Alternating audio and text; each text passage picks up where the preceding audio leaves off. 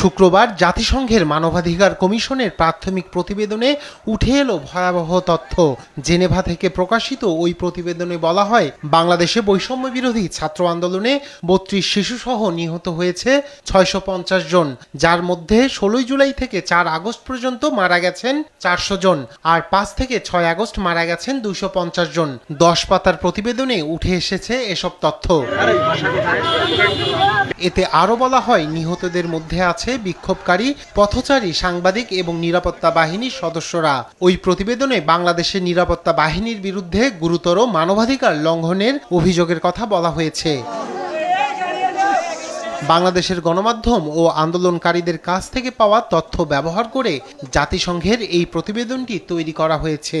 বাংলাদেশের শিক্ষার্থীদের বিক্ষোভ দমনে প্রয়োজনের অতিরিক্ত বল প্রয়োগ করেছে দেশটির আইন প্রয়োগকারী সংস্থা, এমন ইঙ্গিত পাওয়া গেছে বলে দাবি করেছেন জাতিসংঘের মানবাধিকার বিষয়ক হাই কমিশনার ভলকার তুর্ক।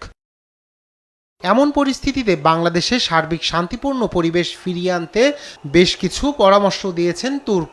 এর মধ্যে আছে আইন শৃঙ্খলা বাহিনীর বিরুদ্ধে শাস্তিমূলক ও ফৌজদারি ব্যবস্থা গ্রহণ সহ সামাজিক, অর্থনৈতিক এবং রাজনৈতিক অভিযোগের সমাধানের জন্য উন্মুক্ত সংলাপের ব্যবস্থা করা।